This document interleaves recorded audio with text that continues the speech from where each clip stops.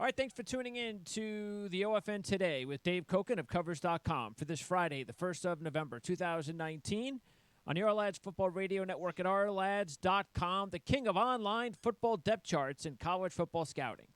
Also brought to you by, in part, Covers.com, the most convenient and entertaining source for sports news and facts with over 45 million visits a year. Dave, we are really getting at a point now in the college football season where matchups are going to be bigger each week. Matter of fact, we've had 3 consecutive weeks of major upsets.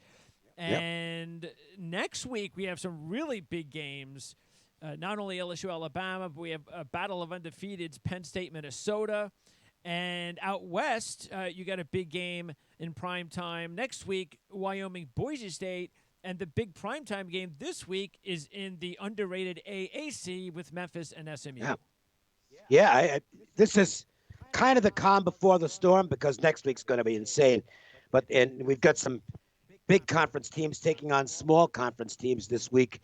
But there's still lots of games to bet and lots of games to win. Yeah, last night you had 2 heavy favorites. Almost both of them went down.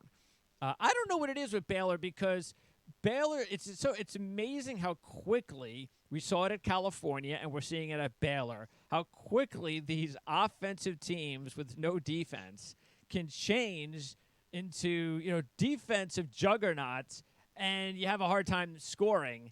It just shows you how quickly that can change when you bring in a new coach and a new scheme, and Rule has done a fantastic job there. Yes, I'm kind of surprised that Brewer hasn't played better. I don't know if it's the scheme change has really confused him or whatever. I expected a little bit more from him, a little bit more offense from Baylor because their defense has been fantastic. It has. It might also be that Baylor just kind of looked past that game, especially when they got out to an early lead.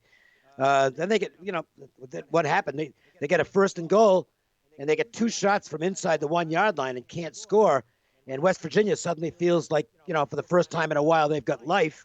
And you give an underdog that confidence that they might have been lacking going in, and all of a sudden you got a dogfight on your hands, and that's what happened to Baylor last night. Yeah, I thought that because Baylor had lost, the seniors had never beaten West Virginia.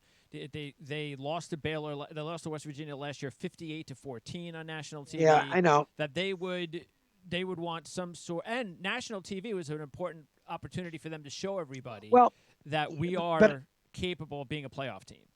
Well, the other side of that discussion is, if West Virginia was a decent team this year, I think then you'd have that revenge motivation as a factor. I never even looked at it last night because it's like, if I'm a Baylor player, I know we're going to beat these guys going in.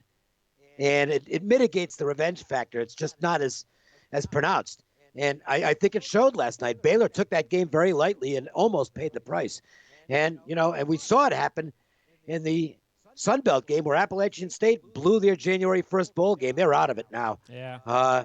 And that's a bad loss for them against the Georgia Southern team they figured to handle. And, well, they trailed the whole game. Yeah, I don't know if it was pressure, another situation where they should have had revenge on their minds after what happened last year.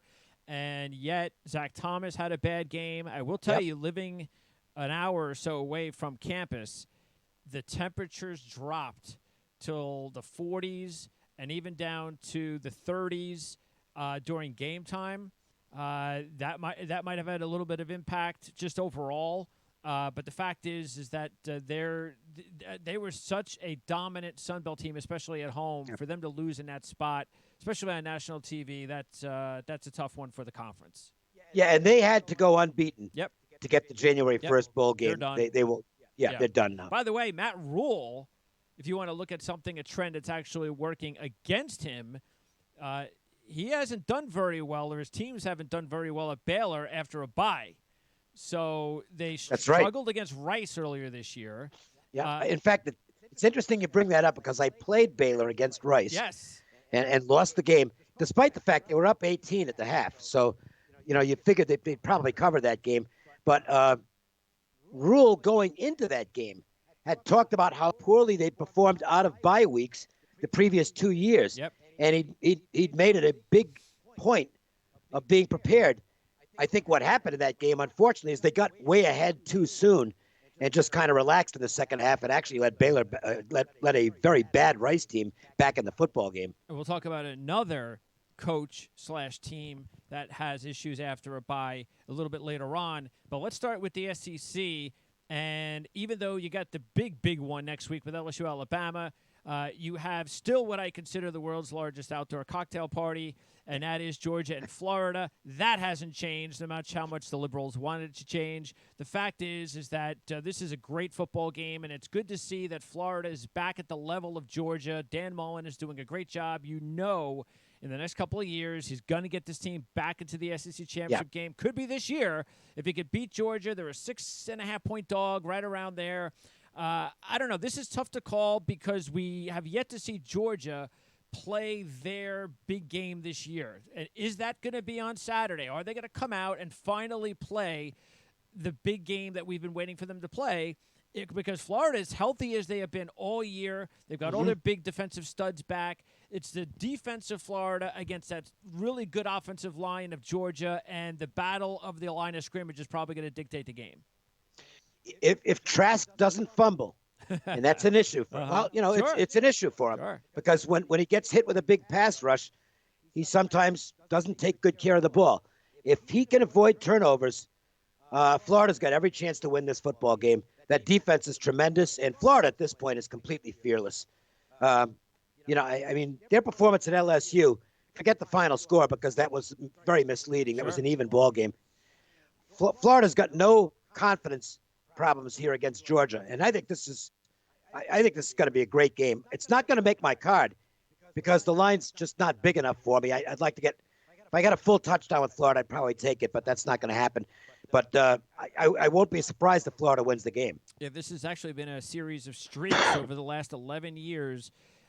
Georgia's on a two-year winning streak. Before that, Florida won 3 straight. Before that, Georgia won 3 straight. Before that, Florida won 3 straight. So Georgia's going to try to make it 4 consecutive 3-game winning streaks in the series of rotating winning streaks. And if they can do that, but again, the point spread is right around 6 to 6.5.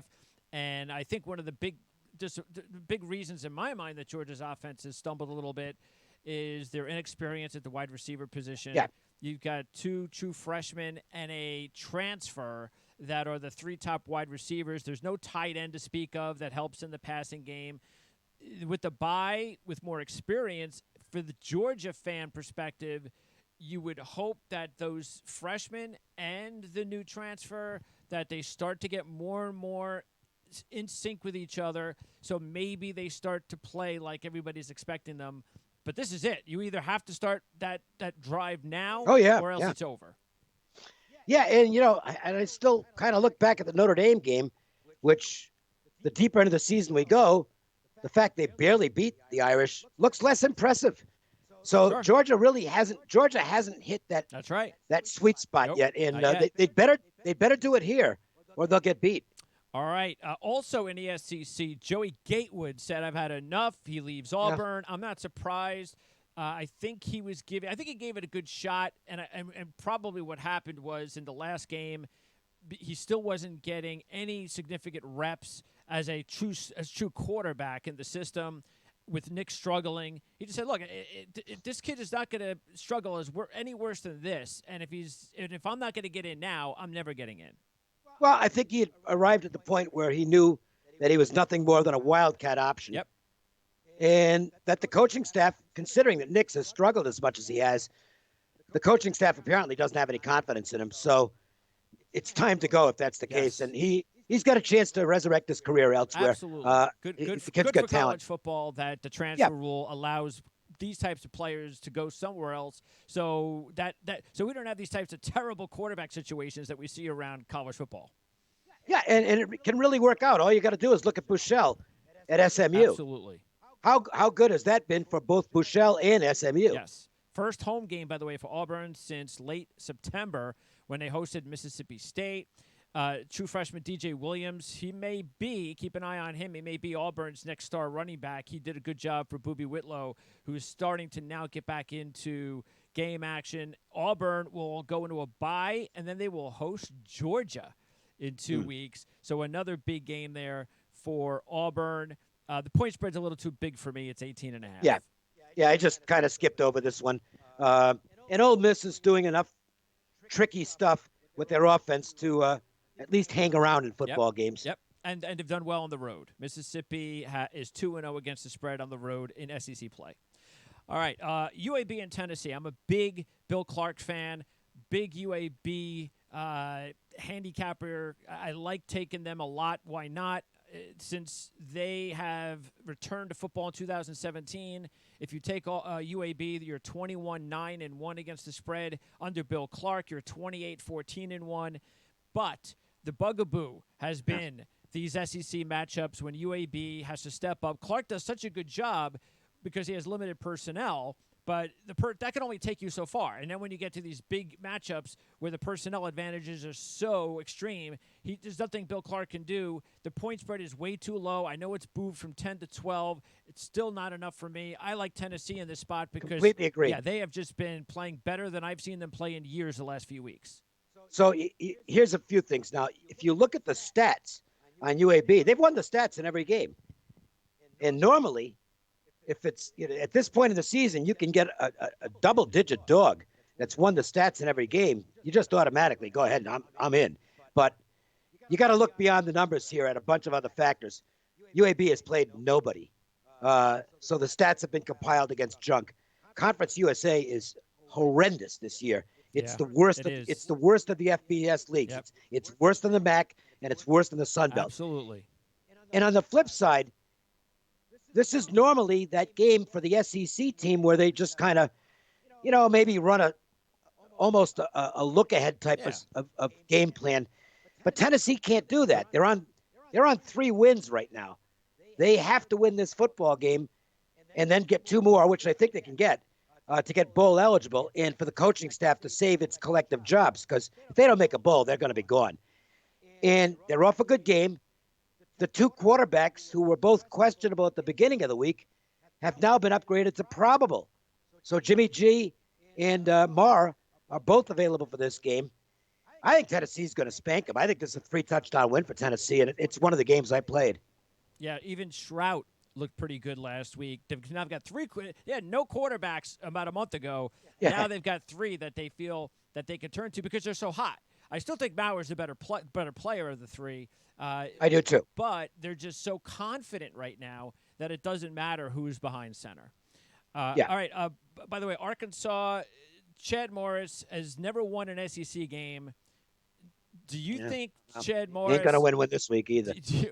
I'm not impressed with Mississippi State, but I hear what you're saying. No, neither am I. But Arkansas, does he have to win? They're in the game, wrong league, or is he gone? Or do you think he's coming back anyway, Chad Morris? I don't know.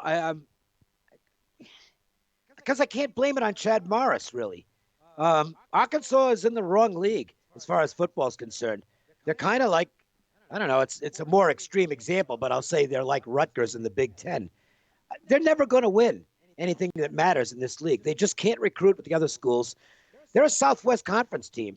Arkansas, to me, the finances, of course, dictate everything, so it won't happen. But they'd be much better off in the Big 12. Yeah. By the way, Mississippi State has dropped 4 straight this year, straight up and against the spread, and they have, boy, I got that. I got this. I watched the spring practice games that ESPN puts out, or I'll find them online. And I remember watching Mississippi State spring practice game, and I go, boy, I don't like their quarterbacks. Mm-hmm. I don't like any of them. Yep. And it turned out to be, and everybody was very high on Mississippi State. And it's like, boy, I don't know. I don't think they're going to be that good. And that turned out to be right. Their quarterback play has not been good, and it's been the big problem for that team. Yeah, it's a transfer situation that has not worked out for them. Stevens from Penn State. Moorhead, by the way, one of these coaches, as a Rutgers fan, I'm like, no, I want nothing to do with Moorhead. He's just supposed to be this offensive guru. He rode the defense last year. When I see coaches like that, it reminds me of DeRuyter at Fresno State. He gets the Fresno job. He had a good first year or two with Carr. Soon as Carr left for 4 years, their offense was one of the worst in college football, but he would win games in a weak division because their defense was so good. Well, that wasn't why you were hired. You were hired because you were supposed to be some offensive genius. That's what's going on with Moorhead. Their offense hasn't done anything since he's been there. And now that the defense lost so many key players to graduation last year or to just leaving to the draft, they're just not a very good football team. No, they're okay, but they're in. Well, they better beat Arkansas. That's for sure. Yeah, the heat goes. The temperature goes up if they blow this game. All right, let's go to the Big Ten. And not much this week because you got the big Penn State, Minnesota next week. You had 3 big games last week. Michigan at Maryland. I liked Michigan for the first time this season, actually, last week. I felt after the Penn State game, I liked what I saw out of that. I still think they'll continue that mojo and blow out Maryland here. Martinez comes back from Nebraska. And then you take a look at the other 2 interesting games. Indiana and Illinois must continue to win. Indiana's doing just fine. I'm not sure it matters who's the quarterback either because they're playing so well. They are. Illinois, meanwhile, they won the Purdue game after the Wisconsin win, and now if they can beat Rutgers, they're in a situation where they'll be 1 win away from the bowl game, which would be incredible for Lovie Smith. It really would, and Illinois is going to win this game. They do have to guard against the letdown, though, off 2 big wins. And I would not be running to the window to bet Illinois this week. I'm not going to bet Rutgers, especially since Rutgers got some confidence going. Well, 19 points is a lot of points to give up in this spot. It is. I mean, if I had to bet the game, I'd take Rutgers, but I'm not going to because if Rutgers falls behind, they might do what Rutgers has done in other games, which is just mail in the second half. By the way, Northwestern Indiana's 9-0 straight up, 7-2 against the spread. Their last 9 as a home favorite, and Northwestern has beaten them 5 straight years. They're still dealing with some injuries, not only at wide receiver Northwestern, but Hunter Johnson, who's an Indiana native, has been out, not only with a knee injury, but he's been helping his mom, who's had some cancer treatment. So I'm sure he's going to get the start. I actually expect Northwestern to give it a good haul. They're a very good defensive team. I would take Northwestern in the points this week. Yeah, and also, it's secondhand info, but apparently Indiana had quite the celebration last week after becoming bowl eligible with a win at Nebraska. Good point. I mean, it was just you'd have thought they won the World Series. So this is a tricky spot for Indiana. They'll win the game in all likelihood, but I'm not going to be laying the points there. All right, in the ACC, I have been behind Virginia all year until last week. That's it. I can't take that anymore. When they go on the road, it seems against anybody, offense just is not good enough. Yeah, that's it. North Carolina, Howell has been tremendous as a freshman. Mac Brown has done a great job. It's only a 2-point, 3-point spread. I like North Carolina in that matchup. I wish Indiana hadn't lost last week. Because let's put it this way. I think the secret's out on Indiana. Who? They were overrated to begin Virginia? with. I meant Virginia, excuse me. They were overrated to begin with. They're a nice program. That Bronco Mendenhall's done a nice job in upgrading to respectability. But, all I was hearing at the beginning of the year is, well, they're going to win the Coastal. Probably not. I think the game's a toss-up. But North Carolina's got a little more mojo working for them. And Indiana just can't find any rhythm offensively. They can't run the ball. No, that's the thing. And if they can't I run keep the on football, keep on saying Indiana. I don't know why. It's Virginia. If they can't, they need to run the football. And if they can't run the football, Perkins is a nice quarterback, but he cannot be expected to throw the ball as much as he's had to. No, he's not that type of player, and that's where they get in trouble. Their passing game is set up by the running game. Yes. Perkins is effective throwing short routes. That's pretty much it. He's not much going downfield, and they're having to go downfield too often because they're behind the sticks on third down. That's just not their game. Virginia 0-3 straight up and against the spread on the road over the last 3. They have lost 8 straight in second of back-to-back road games, while North Carolina has covered 9 straight games versus ACC teams coming off a straight-up favored loss. Miami and Florida State. Not the rivalry it once was. The Seminoles are a 3-point favorite. I guess I hear Hornibrook is going to get the nod again, and I'm happy about that. I think he should have been there for the last few weeks. Look, Florida State, the one thing they have been good at is home games recently. They've done better there. They've won and covered the last 3. Miami gets Jaron Williams as the starter again. We'll see whether or not that can do anything. They got away with one Miami last week. I can't tell Boy. from week to week what to expect from that football team. I kind of going to lean towards Florida State in this one. Yeah, and I think I would lean to Miami, but I'm becoming more and more reluctant to bet ACC games In general, because I know. I mean you can throw a blanket over Yeah. the whole conference outside of Uh Clemson, huh. and I mean on my power ratings, I've got Pittsburgh as the number 2 team in the conference. I would agree with If, you. okay, well if Pittsburgh's your number 2 team, you got You a got a bad problem. conference. Yes. Yeah. Understood. That's why I think North Carolina might actually do it. I think, of course, they got to win this game. That North Carolina Virginia game is going to be right now. It's the biggest game of the season for the Coastal. So even though it's still a mess, I got a sneaking feeling that Virginia Tech's going to give Notre Dame a football game. Yeah. Well, or that I think I'll put it this way: that Notre Dame is not going to be um, really ready to play this game, You might be right. which will allow Virginia Tech to hang in. First of all, Virginia Tech's done a lot better since Hooker Yes. winning at quarterback. Yep. I mean, he does give them something. They're gaining some confidence, and this would make their season if they could go in and upset Notre Dame. And look, the Irish, what do they have to play for? Nothing. It's over. Nothing. I mean, and it was nothing in a bad way. I mean, they got crushed last week. I just don't know that they're ready to be laying 17 points or thereabouts. Yeah, that's my feeling. Yeah. I think it's a competitive game. So plus 17 looks inviting. North Carolina State will go to redshirt freshman Devin Leary. That's the third different starter in the last 4 ACC games. This is the kid that they want to start anyways. Yeah, the 4-star kid.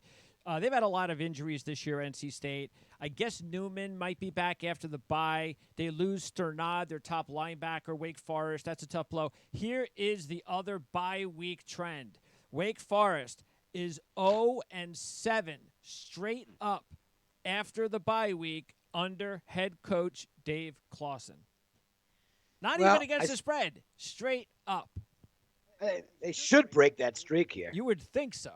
But I have no confidence in laying points with Wake Forest. They're not that much measurably better than NC State. And if NC State gets any offense, they've got the better defense. And I wouldn't call it an upset, but they could win the game. It's just the nice part is, as a bettor, you don't want to bet every game anyway. Sure. You can pretty much cross out most of these ACC games real early in the week and just move to something else. By the way, North Carolina State, in a good way off the bye, they've covered 11 straight as ACC dogs after the bye with less as the dog of less than 18 points. Let's move. I just look back at that Boston College game, and it's like, I mean, that was awful. They were so bad in that game. I just can't. I can't put money on that team. Let's go to the Big 12. And last week, you had some craziness, of course, with K-State beating Oklahoma. So that was a huge win for the Kansas State program. For Oklahoma, meanwhile, they're still in it. They still have a shot for the playoffs. But they're going to need help. You get Iowa State losing, and Texas losing. That's not good. Kansas State, Kansas. What do you think about that matchup? So, okay, well, we know what happened at the end of the Kansas game last week, where the Texas Tech blocks the field goal, and you just leave the ball alone, and you go into overtime. Sure. And, we saw what happened. But the reality is that Kansas should have gotten killed in that game. They're down 17-0. Then later on, they're down 34-24. I think they had 5 plays of over 50 yards in the game. Texas Tech just had complete breakdowns in the secondary, which Kansas State is not likely to have. Les Miles has done a nice job at Kansas. I mean, they're no longer a laughing stock, but they're still a very mediocre football team. Absolutely. It's a rivalry. So, against somebody else in the conference, Kansas State might have a letdown, but this is a heated rivalry because Kansas State always loses to Kansas in basketball, and it's up to the football team to carry the torch for the rivalry. I think the line's short in this game. Based on what I saw from Kansas last week, that was as misleading a score as you'll find on the board last week. And I think Kansas State can win this by double figures. Yeah, what was really misleading in the Kansas State game was how many points they gave up because their defense was phenomenal for like about 3 quarters. For most of the game. Yeah, tremendous. They did a great job in that game. And Skylar Thompson, who fits perfectly into the Kansas State offense, had his breakout game. He might have another one here because Kansas isn't real good defensively. In the Pac 12, my top pick of the week, yes, I'm going to buck the. We haven't beaten this team more than once in the last 13 encounters, but I'm doing it anyway. Utah is a 3.5 point favorite at Washington, who's lost two out of the last three games already. Matter of fact, Washington, keep in mind, they started last year 6-3, so Yep. it's not like they have been this great team the last couple of years. They're kind of still hanging on that playoff run a few years ago. Utah, I'm sure Huntley and Moss were sitting on the sidelines of the championship game last year watching their pathetic offense do nothing as their defense kept them in it, saying, boy, I wish we were in that game. Now they get the chance to get in that game. That's why I really like Utah in this one. Well, and this should be a real good football game because Washington's, they're still They a still quality good. team. Yes, absolutely. But what's interesting is that the talking heads nationally they're revved up about Oregon again. Oh, Oregon's got a path to the playoffs, and I'm looking at it and going, Oregon's not the best team in that league. Oregon was lucky to get out of a home game last week against Washington State with a win. Mm-hmm. Utah is the best team in the conference, and I don't know if I think they could be neutral field. I'm going to say at least 4 points better than Oregon, and at Really? least 6 points better than Washington. I think Utah is the best team in the conference, and by a little bit of a margin. Now it's tough. It's still tough to go into Seattle and win. So this is no easy task No. for Utah, and the pressure's on Utah here because they're the team that has a chance, at least a chance, to get to the playoffs. So all the heat's on them here. But I think Utah's up to the task, and I agree. I think they'll get out of here with the win. It's not going to be easy. I mean, I'm not looking at this to be. Of course. This isn't going to be like 31-3. Yeah, they don't have that type of offense. Yeah. No, but if Utah is capable, certainly of if at their best, Washington can't beat them. Okay. Oh, agreed. That's why I like Utah because I think they will be at their best. They've won 4 straight this year, straight up ATS by a 146-23 margin. And the Pac-12 commissioners, they are looking at this weekend and going, man, can we just get Utah and Oregon past these two teams? Yeah. This is a tricky situation because Oregon's got the USC game. Look, I don't know. That's a dangerous game. I don't know the status of their banged up players because they got a lot of banged up players on USC. But if they take the personnel that was there last week against Colorado, I think Oregon covers this game. I suspect USC would be a lot healthier this week, though, because they were just too banged up last week. They were lucky to win that football game last week. They were, but one of the things, I think I said this last week when we talked about USC, is that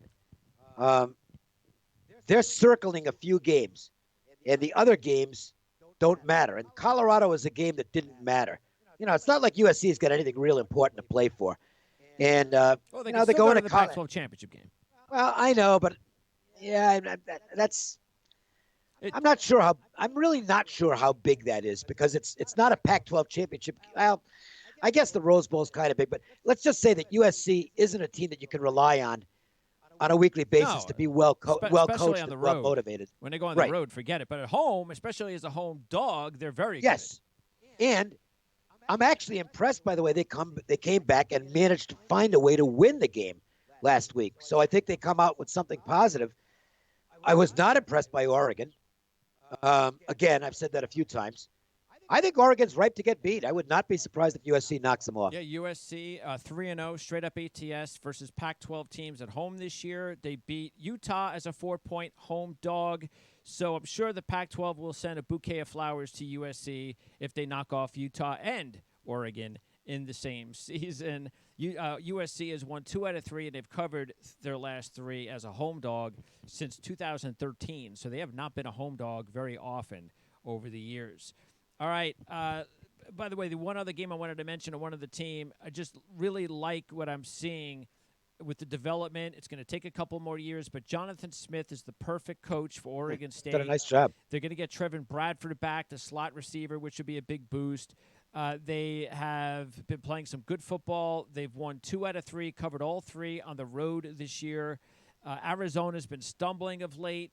I think this may not be – I don't know if they win the game, but I'll take Oregon State in 6. Yeah, I don't disagree. I think Oregon State's got more to play for, to be honest with you. I mean, uh, they've actually got a chance, an outside chance, Outside but it's chance, a but a chance chance. to Yes, get to a they bowl. do. And if they win this game, then Then it's their real. chances improve a Then lot. it's Yeah. real. Yeah. In the AAC, you got the big one on Saturday night. Ooh. SMU undefeated against Memphis. Memphis has been a tremendous home team over the Yep. last several years. They've won 18 of 19 at home. They've covered 14 of 17 at home. So they've got that going for them. They have dominated SMU over the last 5 years by a 256 to 80 margin. And here you got an SMU team, and the big question out of SMU this week is going to be the health of Reggie Roberson. And SMU it's the biggest game they've had in what 35 years. I Yes, mean, it really it is. is. If they win this game, they're probably what they move into the favorite spot to get the January 1st They bowl. should be. Um, but I thought they showed. I thought the pressure started to show a bit last week against Houston. That was not a great performance by SMU. And I know Houston was fired up. It's a rivalry game, and Houston's been competitive. But SMU should have handled Houston a lot easier than they did. That, to me, is a little bit of a red flag as they go in and face Memphis. And Memphis should be feeling great after stealing a Oh, win last week oh. against Tulsa. I had So, Tulsa in the money line in that one. Oh, oh, so the ending of 25-yard that, field goal.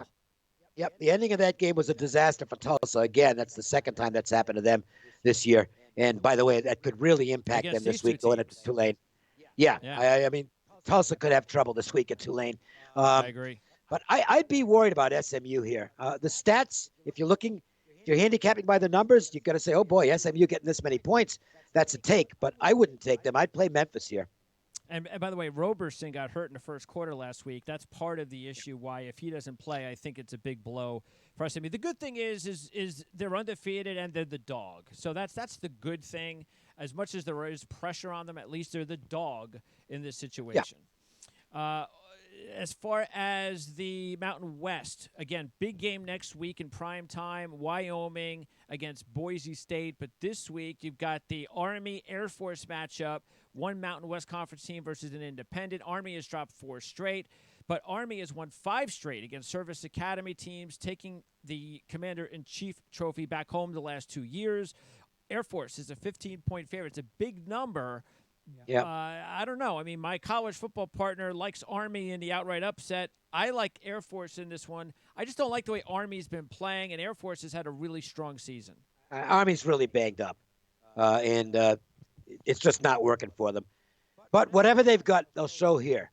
So I think Army is competitive in this football game, but I don't think they can win. I think Air Force is just too good for them. BYU and Utah State should be a tough one because BYU, the quarterback situation's a mess, even though they beat Boise a couple of weeks ago.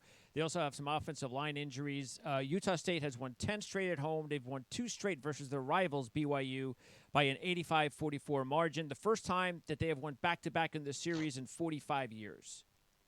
And Utah State was terrible yes, last they week. Were. So, big disappointment. Yeah, and that I think that's going to get the public on BYU here because the last thing you remember about BYU is the very nice win against Boise that could perhaps salvage their season. But you're not getting what you should here. The line in the game, the right price in the game should be Utah State 6, and it's not. And if you play poor value, you're going to get beat in the long run. So I'm not running to bet Utah State, which I think their season's kind of getting away from them. Yep. But the line here, the line value here is with Utah State. Now, Jordan Love may not have been playing his best football lately, but Josh Love has been playing some good football for San Jose State. He has, yeah. Not only did they pull off the upset last week, but they also had the win over Arkansas earlier this year. Now they're going to try to beat Boise for the first time ever. They're 0 for 13. Bachmeier, we still don't know if he's going to play. We see what kind of a big difference that is when they went down to BYU without him. They're also banged up without possibly their top running back, Robert Mahoney. 17 is a big spread. I think I'd take the Spartans in that one. Yeah, I mean, on paper, they're not. That's a good price because San Jose State's still they're still a terrible football team. I mean, look, well, they are. Yeah, I mean, they almost got annihilate. I know it came down to a final field goal at Nevada, but they were way out of that game and then came back. But that's the thing that makes them attractive as a big dog is they don't quit. They will play 60 minutes.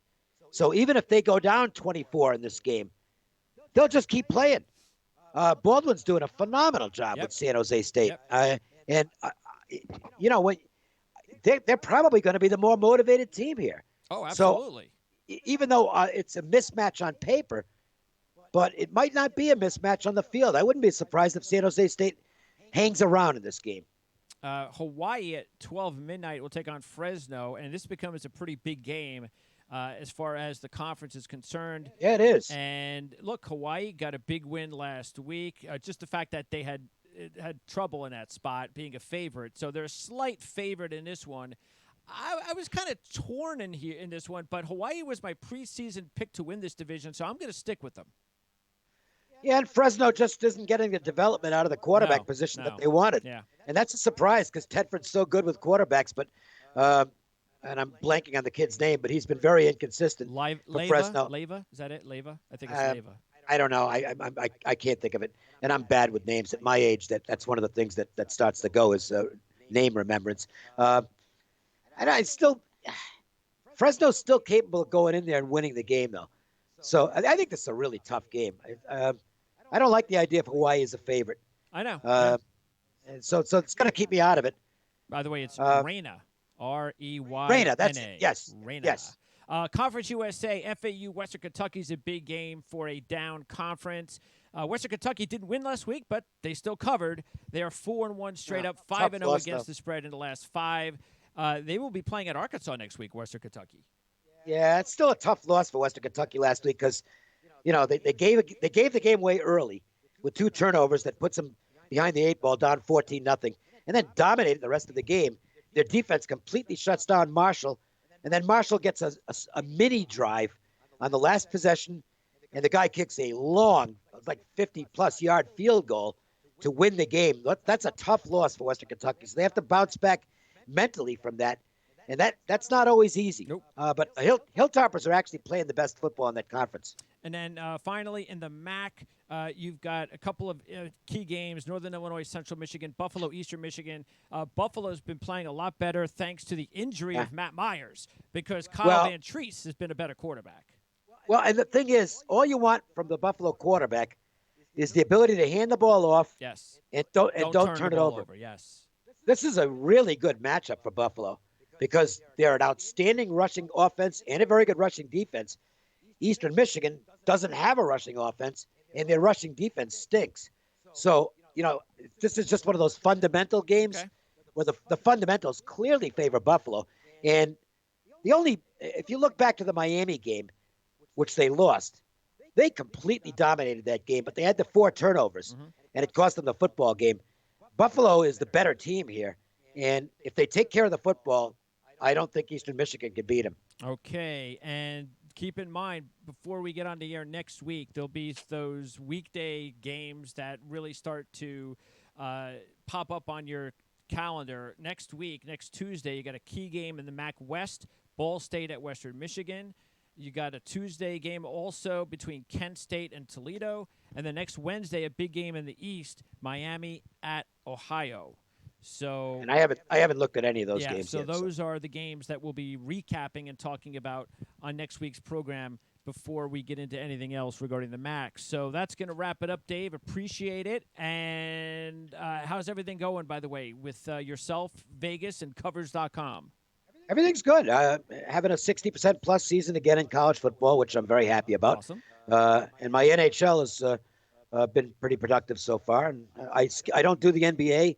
I do as little NFL as possible because I stink at it. And we've got college basketball coming in. I'll give a quick tip in college basketball. All right. Because there's like 350 teams. You can't track them all. Okay? So unless you're just doing straight power ratings, what I would do is concentrate on 2 or 3 conferences. Okay. And just focus on those. And they don't have to be big conferences either. For me, most of my attention will be on the Mountain West, the Pac-12, and the Big West. And most of my bets will come from those conferences this year. I get good information on those conferences. it's a lot easier to track 30 or 35 teams than it is Absolutely. 300. You might as well And focus yourself.